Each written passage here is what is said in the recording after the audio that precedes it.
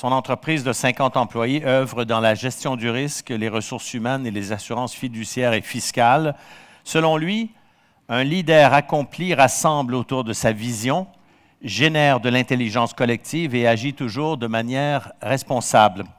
Ce matin, il nous parlera donc des 4 rôles du PDG. Voici le CEO de Loico, M. Christophe Barman.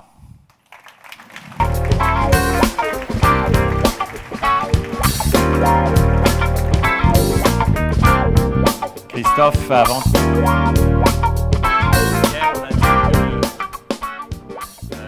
Est-ce que mon micro fonctionne? Allô?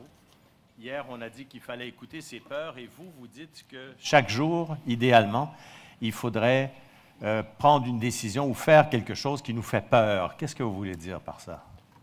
Je crois qu'on en a beaucoup. On a eu la chance d'avoir un forum interclub hier. Et une chose qui est sortie et tout à fait en lien avec ça, c'est que je crois que l'entrepreneur, c'est dans l'organisation celui qui doit être le moins averse au risque pour moi. Et ne pas être averse au risque, c'est-à-dire essayer, entreprendre justement. Et pour moi, j'essaye lorsque, typiquement, je dois monter aujourd'hui sur scène, de me dire, bon, c'est vrai que ça me fout un peu les jetons, comme on dit chez nous ensuite.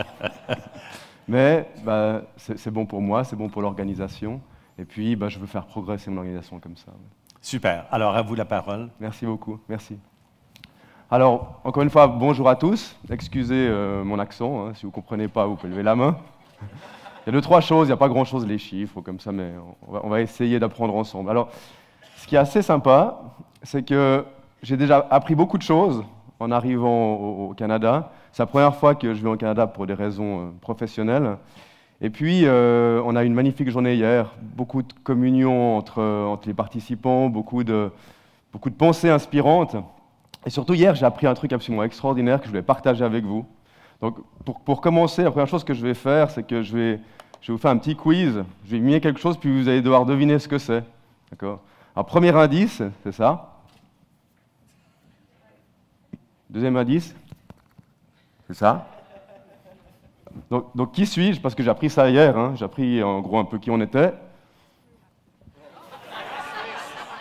Ah, c'est un petit Suisse. Ah, parce que... Ah ouais? C'est un de nos amis du groupement français, en passant à côté de moi, il a dit salut le petit Suisse. Puis à côté de moi, les gens sont rigolés. Je dis mais pourquoi vous rigolez? Puis maintenant j'ai compris quoi. Bon, voilà, c'était juste pour vous dire qu'on apprend beaucoup au groupement. Il y a une chose que, un truc qu'on n'a pas l'habitude en Suisse, c'est de parler de nous. En Suisse, on n'aime pas tellement parler de nous, on n'aime pas tellement les têtes qui dépassent, en fait. On aime bien les gens qui s'intègrent bien dans le collectif. Je vais quand même vous parler de moi, quoi, parce qu'on m'a demandé de le faire, puis je suis suisse, donc je suis aussi obéissant, quoi. Donc l'autre jour, lors d'une conférence que je donnais sur le bonheur au travail, on m'a dit, mais en fait, elle vous vient d'où cette idée du management participatif collaboratif? Puis c'est vrai que ça m'a fait réfléchir, donc j'étais un peu comme un con sur ma scène, parce que je ne savais pas tellement quoi répondre. Du coup, j'ai réfléchi, je me suis dit, qu'est-ce qui fait ce que je suis aujourd'hui en tant que leader? D'abord, bon, c'est une formation assez solide que j'ai faite sur les bords du lac de Genève, du lac Léman, à l'université de Lausanne, qui est la première université en Europe pour le sport. Donc, j'ai pas beaucoup été sur les bancs d'école, j'ai surtout été faire du sport. Et j'ai beaucoup fait la fête aussi. Et j'ai appris comment avoir une activité intellectuelle malgré le fait qu'on ait très mal à la tête. Ce qui est pratique pour moi ce matin parce qu'on a été découvrir les rues de Montréal hier soir et on a eu du plaisir. Ouais. Deuxième chose qui pour moi a été très important dans ma vie de leader, c'est l'associatif. Je me suis beaucoup impliqué pour les associations, donc je suis président du ski Genevois, je suis président du ski roman, qui est la région autour de Genève. Et puis j'ai appris une chose dans le milieu associatif, c'est que un leader, s'il fonce sans expliquer où il va, il se retourne, il est tout seul comme un con, de nouveau. Et dans le milieu associatif, les gens ne sont pas payés, donc ils ne sont pas obligés de vous suivre. Hein, donc emmener les gens avec soi, travailler sur l'intelligence collective, c'est encore plus important associatif. Puis quand j'ai commencé en gros ma carrière de management par associatif, et quand je suis arrivé dans l'organisation, j'ai un petit peu appliqué ça. Mes potes, quoi. Et d'ailleurs, j'ai un peu un gage. Je dit que je leur promettais de montrer cette photo ridicule dans laquelle j'ai les lunettes de soleil, les autres, ils n'en ont pas. Ils sont très importants pour moi dans mon équilibre, dans leur capacité à me challenger. C'est les seuls, à part mes amis du groupement, qui me challengent vraiment. Et qui me disent, là, écoute, mon gars, tu es en train de te planter complètement. Et ça, on sait bien en tant que chef d'entreprise, ce genre de feedback qu'on peut recevoir, il est super, super important. Parce que des fois, on est tellement dans son truc qu'on est sûr que c'est la Sainte Bible, que c'est la vérité, quoi. Et on a besoin de gens qui nous rappellent que ce n'est pas toujours le cas. Le sport, pour moi, est super important. Le sport, là, c'est des images prises à Veil. Je suis allé skier à Veil l'autre jour, je trouvais ça génial, quoi. C'est vachement bon, il y a une bonne poudre. Le sport, pour moi, est important également dans le mindset, dans le fait que la performance, la beauté du geste, le fait de gagner collectivement est important dans une organisation. Et pour ça, mon comité de direction, c'est tous des sportifs. Donc les 6 personnes que j'ai autour de moi, c'est tous des gens qui, certains très près, d'autres un peu moins près avec le temps, eh bien, sont aiment le sport, quoi. Et c'est vrai que ça matche moins bien que des gens qui ne sont pas dans cette logique-là et dans cette vision-là. Mon administrateur, un de mes administrateurs de l'OICO, est un grand DRH de grande banque et qui a commencé en tant que curé. Donc jusqu'à l'âge de 25 ans, il était curé. Et donc je ne sais pas si on dit curé au Canada aussi, vous avez compris. Vous dites quand vous ne comprenez pas. Et il m'a dit une chose qui est très très vraie. Il m'a dit, on a tous besoin d'un endroit dans lequel on peut aller et on se sent protégé, on peut se ressourcer. Et cet endroit, il m'a dit aussi, ça m'a aussi marqué, il m'a dit, il devrait être maximum à 1 heure de l'endroit où tu es habituellement, pour que tu puisses vraiment y aller, vraiment t'y rendre. Ça ne va pas, je vais dans mon endroit où je me sens bien, où je me ressource. Et pour moi, c'est la montagne. En bas à gauche, vous avez le chalet familial, avec beaucoup de suissitude. Vous avez vu, il y a des drapeaux suisses partout. En haut à droite, vous avez le Cervin aussi, qui est également très suisse. Je ne sais pas comment c'est le Cervin, c'est ce que vous avez sur le Toblerone, bon, si jamais. Voilà.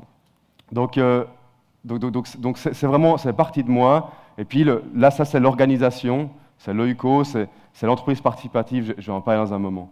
Alors tout ça fait qu'aujourd'hui, j'ai dans ma vision de l'entrepreneuriat toujours le besoin d'emmener les gens avec moi.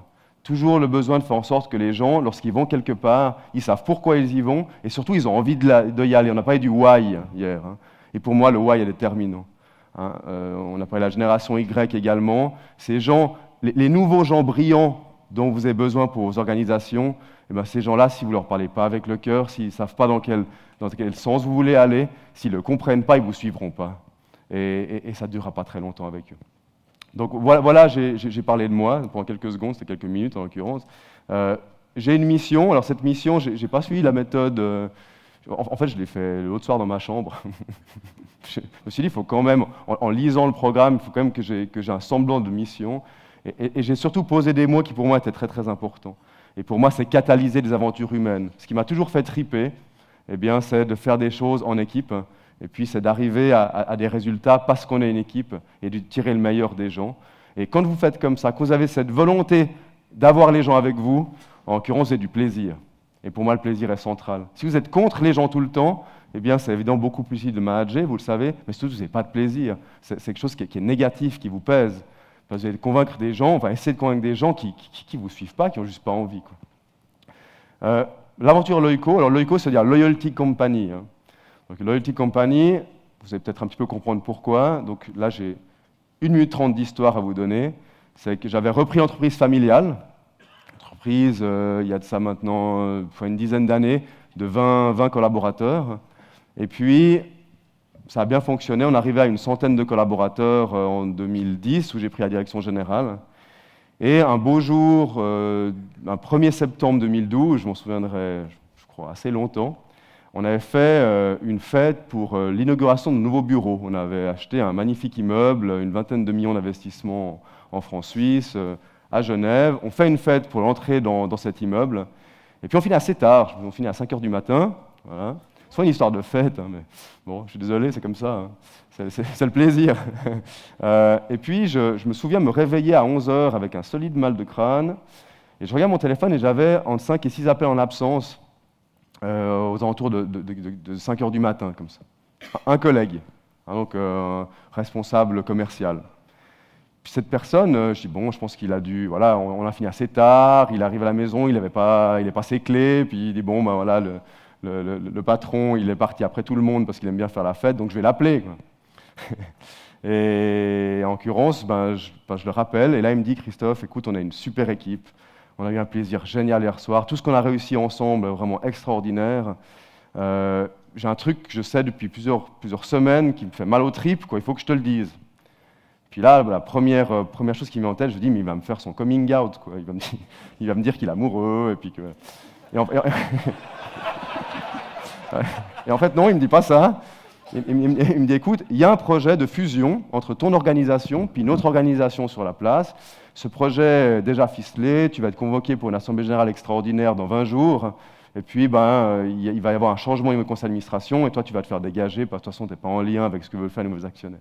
En fait, ce qui s'était passé simplement, c'est que l'organisation a été fondée par mon père et un de ses associés, un de ses meilleurs copains, et puis ils avaient fait rentrer un actionnaire français 3 ou 4 années après la fondation, qui avait 1 ou 2% de plus que les deux actionnaires personnes physiques.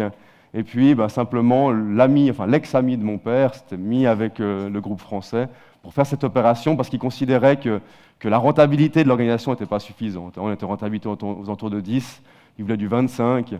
Et là, ça en était fini de ma bienveillance par rapport au capitalisme mauvais, quoi. Et donc, bon, je vous passe les détails, on s'est battu contre ça pendant des mois. Donc moi, dès que j'ai appris ça, j'ai mis ma direction autour de moi et tous mes responsables de département. Et on a discuté, mais comment est-ce qu'on va faire, etc.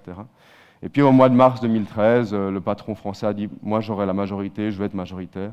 Et donc du coup, je suis parti. Donc j'ai quitté l'organisation familiale au 20 mars 2013. Et puis vu qu'on était une très belle équipe, on s'est dit, bon, on va pas en rester là, quoi. Donc une partie de la direction est partie pour créer Loico. Et Loico, Loyalty Company, c'est un groupe qui partage des valeurs et puis qui a décidé de continuer la belle aventure ensemble. Alors Loico, on a commencé le 1er juillet avec un barbecue, hein, dans un jardin, c'était sympa. On était 11 collaborateurs en septembre 2013. On a fait un truc très important en octobre, on a fait une inauguration en essayant d'avoir beaucoup de clients et de prospects qui étaient présents à l'inauguration, simplement pour que tout ça, les gens puissent le toucher un petit peu. Parce que quand vous démarrez une organisation, vous avez 0 client, vous avez 0 référence, vous dites aux gens, mais venez chez nous parce qu'on est super sympa. Surtout quand on parle de grosses organisations, parce qu'on fait de l'outsourcing pour de la sous-traitance pour des grosses organisations, les gens ne viennent pas. Et donc là, on voulait leur montrer que ça existait, qu'il y avait une équipe qui était solide, un conseil d'administration qui était solide. On attend les 30 collaborateurs en janvier 2014. Ces 30 collaborateurs, il y en avait 25 de l'entreprise précédente, c'est-à-dire tous les membres de direction, puis tous les collaborateurs clés. Et si vous voulez, ce qui est beau dans cette aventure, c'est que, évidemment, quand ils ont vu un petit peu l'hémorragie, ils ont essayé de réagir en augmentant les gens. Donc les membres de direction se sont vu proposer 30% d'augmentation tous. Hein.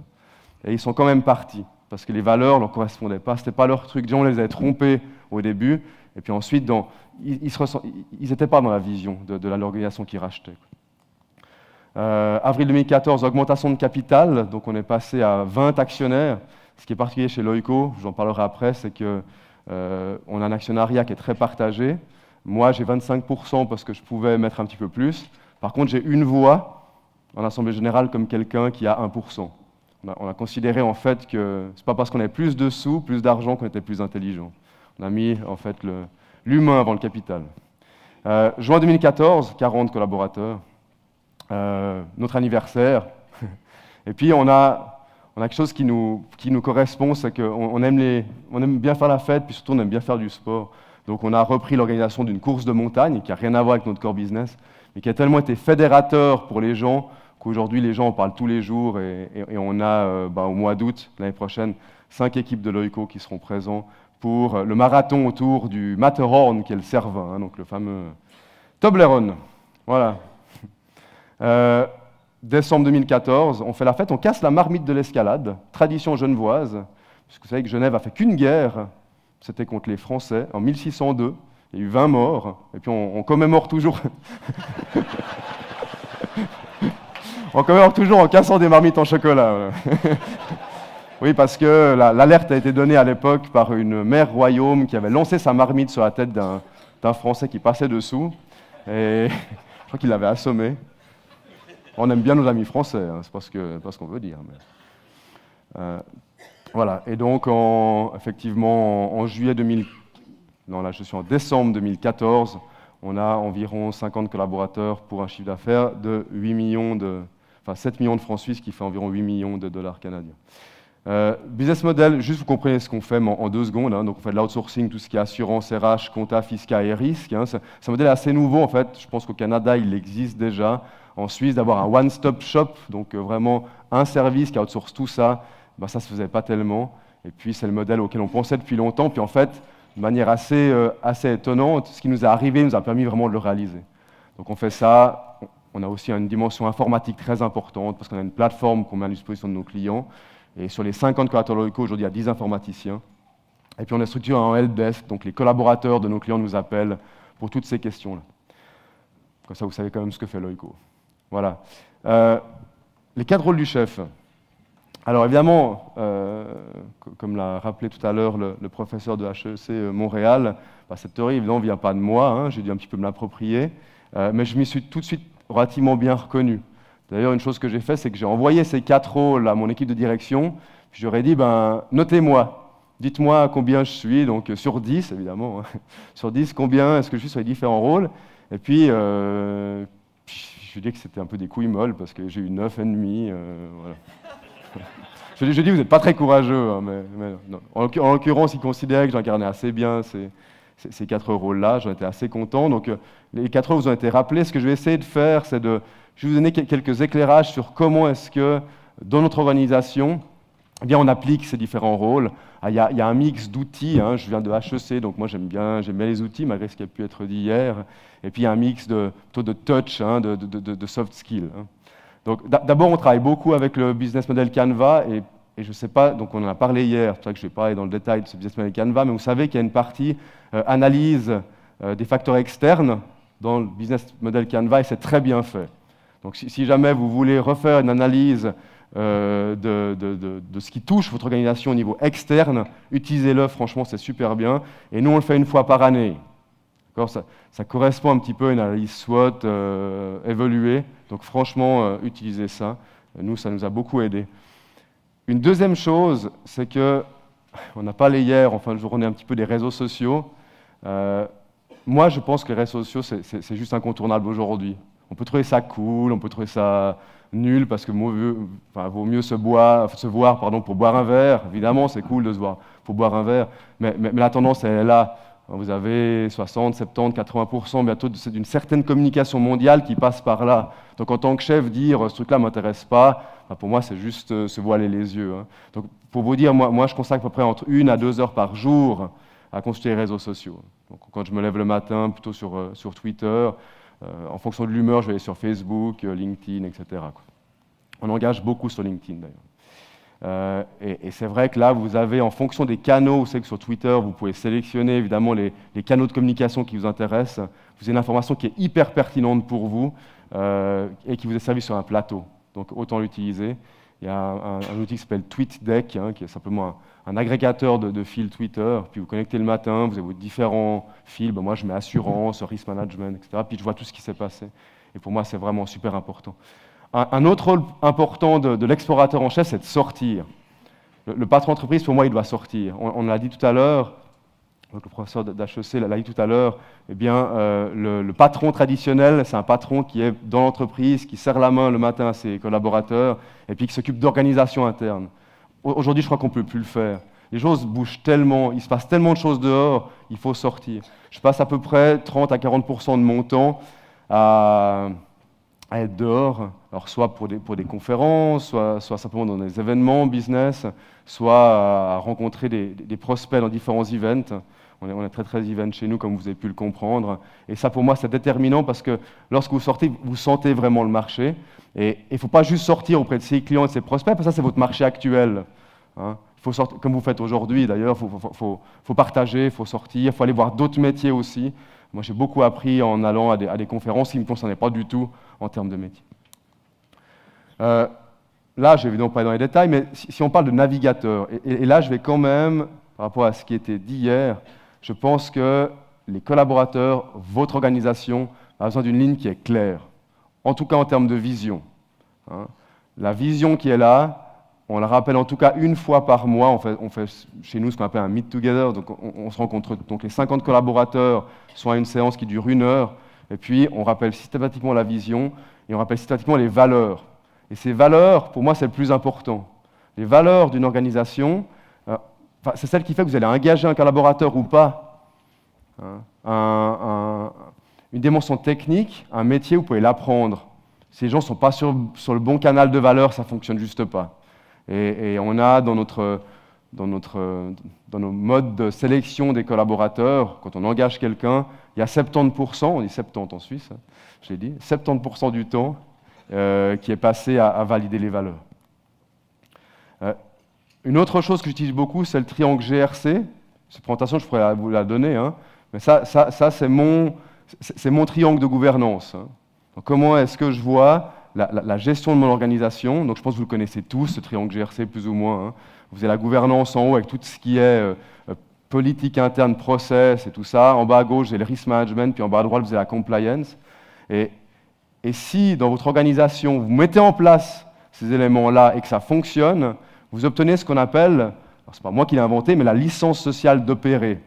Et ça veut dire quoi, la licence sociale d'opérer? Ça veut dire que vous allez maximiser la valeur apportée à vos parties prenantes, quelles qu'elles soient. Et si toutes vos parties prenantes sont contentes avec la valeur que vous apportez, eh bien, vous avez acquis la licence sociale d'opérer, donc vous êtes durable, vous êtes pérenne. Évidemment, pour moi, c'est très lié au développement durable, tout ça. En finalité, évidemment, le travail qui est fait, puisque c'est le seul actif que vous allez pouvoir porter dans le temps et qui est tellement important pour votre organisation, eh bien, vous allez travailler sur votre réputation. Ça, je ne vais pas le dire dans les détails, mais je vous le donnerai le cas échéant. J'ai déjà montré au forum, il y a de ça presque 7 ou 8 ans, hein, puisque je suis un membre, je crois que je suis un des premiers membres en Suisse, donc le groupement est né en Suisse il y a de ça environ 7-8 ans. Michel, tu me corriges si je dis des bêtises. Et la première chose que j'ai montré, c'est ça, c'est notre carte stratégique. Et ça, on le montre tous les mois à nos collaborateurs. C'est très simple, à gauche, c'est la vision qu'on rappelle. Après, pour atteindre cette vision, on a 5 objectifs.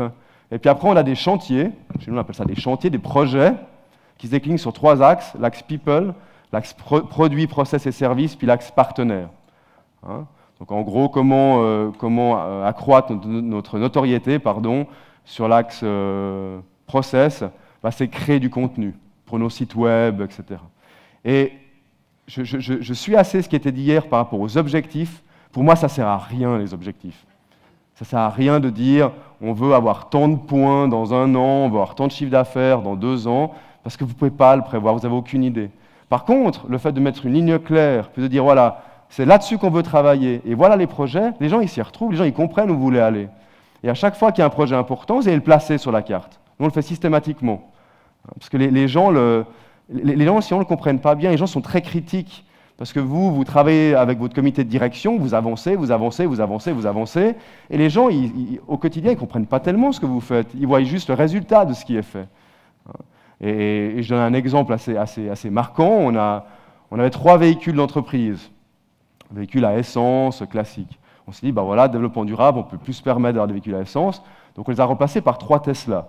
Donc on a acheté 3 Tesla, on les a brandés Loico, véhicules magnifiques, on se la joue à mort, c'est super. Mais justement, le problème de ça, c'est qu'on est là en fin 2014, quand on achète ces véhicules, et on n'était pas break-even encore. On n'était pas break-even encore. Et les gens le savaient puisqu'on communique sur nos chiffres. Et donc ce qui est ressorti de tout ça, hein, d'un axe plutôt citoyen, on se disait on veut faire le bien, on veut pas polluer, les gens ont dit mais en fait ils veulent juste la jouer, quoi. Puis en plus ils ont perdu de l'argent, donc ces gens ils ont confiance en nous, je crois, globalement. Mais c'était plutôt mal perçu.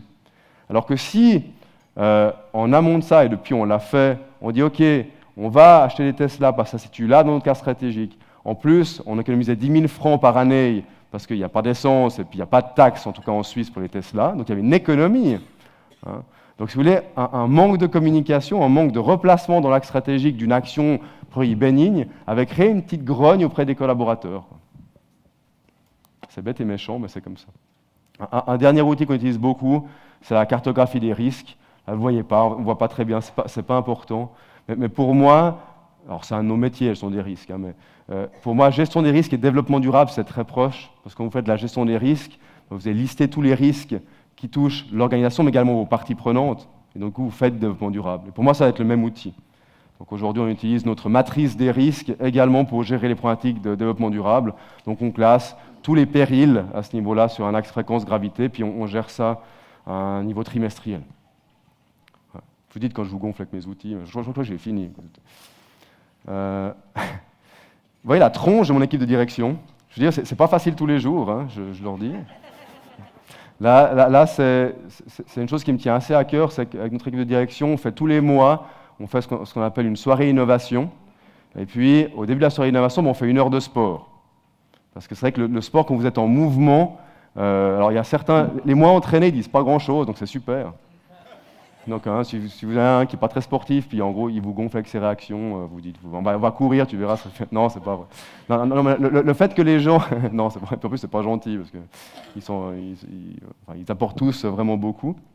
Donc on court, là en l'occurrence, on est allé courir 1 heure, et le nombre de choses qui ressortent de ça sont juste incroyables. Parce que quand on est dans le motus, hein, en latin, dans le mouvement, eh bien, on a un esprit qui est complètement libéré. Je ne sais pas si vous avez déjà fait la réflexion, vous allez courir, ou vous faites bref, la course c'est bien parce que vous faites un sport où il faut construire sur la balle, c'est vraiment très différent. Mais typiquement la course à pied, vous courez puis vous avez plein de super idées, quoi. Puis quand vous arrêtez, vous dites, mais attends, mais c'est nul cette idée, quoi. Je ne pourrais jamais la mettre en place. Hein, on remet le fil de la réalité. Je ne sais pas si vous avez déjà rendu compte de ça, hein, mais c'est quelque chose qui est très... En tout cas pour moi, j'ai toujours, quand je reviens à la course à pied, je note beaucoup, quoi. Et pourquoi est-ce que j'ai placé ça sous provocateur en chef? C'est qu'on est dans une organisation où tout peut se dire et on se vanne beaucoup. Je ne sais pas si vous dites se vanner en québécois. On s'envoie des pics où on est assez... donc on n'a pas peur de se dire les choses de manière un petit... avec de l'humour, mais en s'envoyant des pics, quoi. Je ne sais pas comment le dire différemment que se vanner, se provoquer, justement, du coup, un petit peu. Et ça c'est cette culture, le fait que chacun dans l'organisation et pas peur de dire bah, à moi ou à qui que ce soit, écoute, là tu déconnes, je ferai ça comme ça, pour nous, c'est notre plus grande richesse aujourd'hui. C'est hyper important. Voilà. Et c'est quelque chose bah, qui pour l'instant, nous a réussi assez bien. Alors, je vais m'arrêter pendant les 4 minutes 28, 27, 26 qu'il me reste. Je vais un petit peu parler du collaborateur en chef et ce qu'on appelle chez nous l'intelligence collective. Alors, l'intelligence collective, vous l'avez vu peut-être avant, elle fait partie de nos valeurs. Pour moi, c'est déterminant.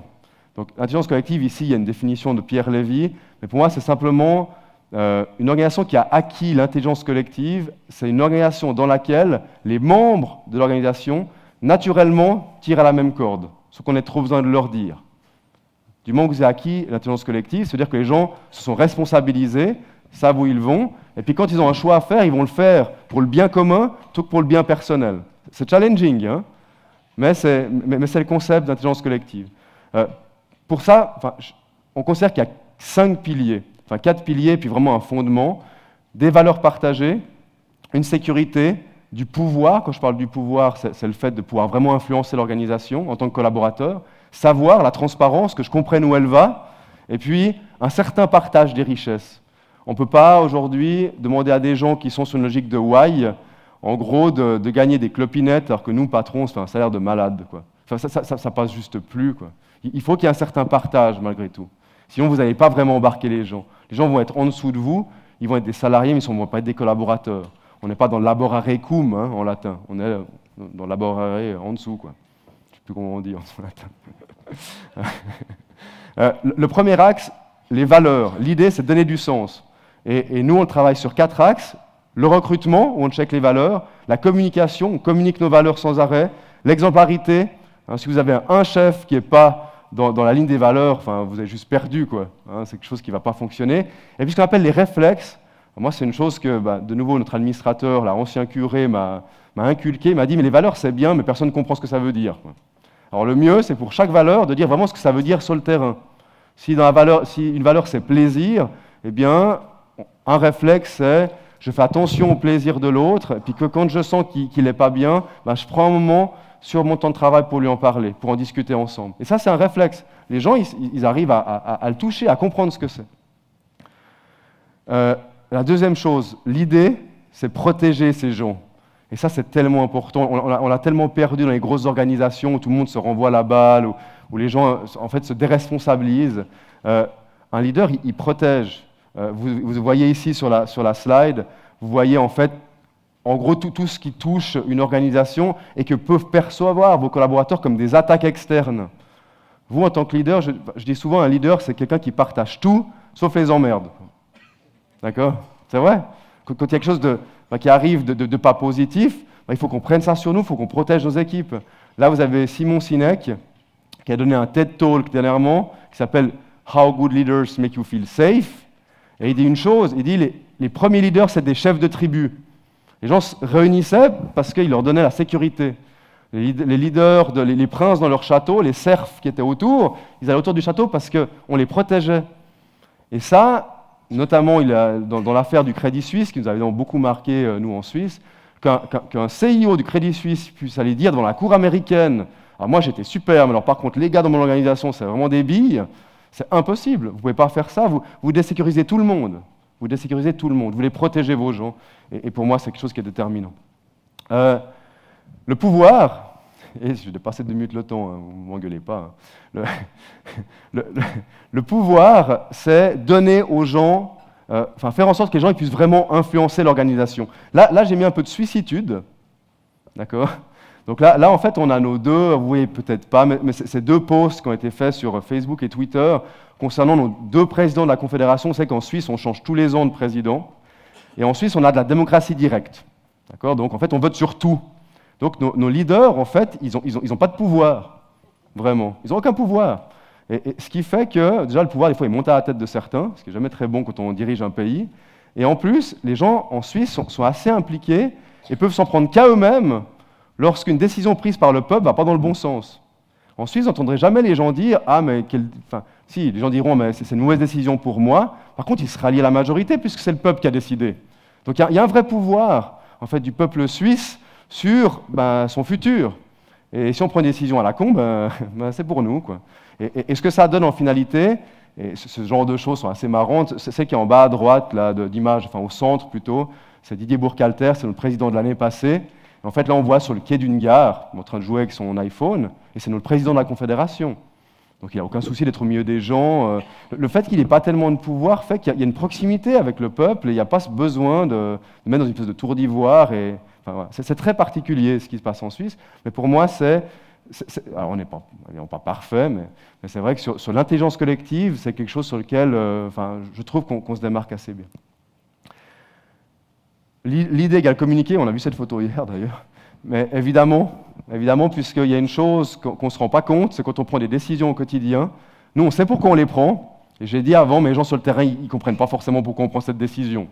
Et il faut expliquer. J'ai parlé du problème des Tesla, on a eu un autre problème d'énervement, on a fait un super event sur les pistes de ski avec des clients, ça a aussi coûté assez cher, ces clients étaient très importants évidemment commercialement. On a expliqué, j'ai pris un moment pour dire, écoutez, si vous avez 6-7 personnes en organisation qui sortent pour aller faire du freeride, c'est pas juste parce qu'ils aiment ça, mais ils aiment vachement ça. mais c'est aussi parce que, c'est des contacts qu'on doit travailler, on doit tisser des liens particuliers, si on veut ensuite pouvoir faire des affaires. Voilà, et puis la dernière chose, partage des richesses, on a un petit peu parlé avant, donc nous on a fait ce choix d'impliquer les gens dans l'actionnariat. Je pense que si on ne veut pas être seul en tant que chef, il faut savoir partager. Donc on peut partager entre chefs, mais partager en son organisation, ça génère de l'intelligence collective, comme je l'ai dit, mais on se sent vachement moins seul, quoi. On se sent vachement moins seul et ça génère beaucoup de plaisir. Ce n'est pas eux contre nous, c'est nous ensemble. Voilà. Il y a une dernière chose que je vais vous montrer, là j'ai fini. Donc, il y a 2 minutes de film. Ça, ce que vous allez voir, je crois que c'est pour ça que je me lève tous les matins. Je crois que c'est ce qui me drive vraiment. J'ai parlé de l'aventure humaine. Ce qui me drive tous les matins, c'est ça.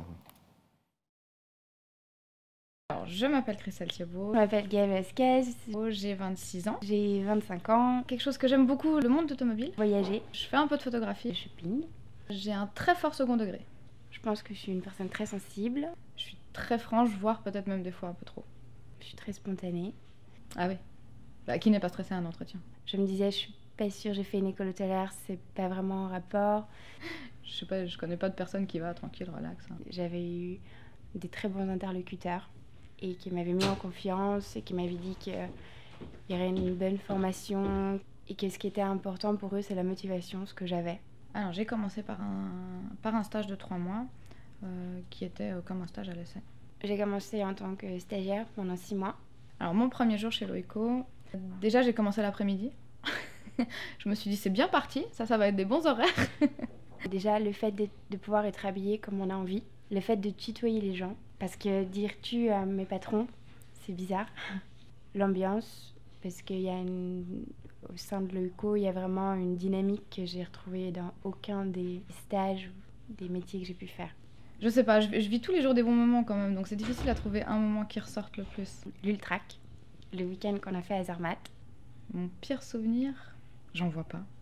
Peut-être le jour où il y a eu un entretien qui s'est un peu mal passé pour certaines choses. Et je pense que j'en suis sortie grandie. J'ai compris qu'il fallait que je fasse certaines choses différemment.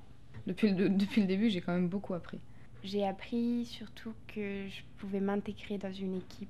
En à peine plus de 6 mois, j'ai quand même pas mal appris déjà. Et je pense que j'ai appris que je pouvais avoir plus de confiance en moi. Alors, je suis aujourd'hui gestionnaire assurance chez Loico. Je suis gestionnaire en assurance. Ce que j'aime le plus dans mon métier, le contact avec la clientèle. La pression. Il y a des jours où on a quand même pas mal de boulot. À terme, j'aimerais devenir aussi bonne que mon conseiller. J'aimerais pouvoir me spécialiser dans le domaine des assurances. Professionnellement parlant, oui. J'ai la banane quand je me lève tous les jours. Oui, je suis contente de me lever le matin et d'aller travailler chez Loico. Ah non, vraiment, je suis vraiment bien aujourd'hui. Voilà, merci à tous, merci puis bonne continuation. Merci Loico.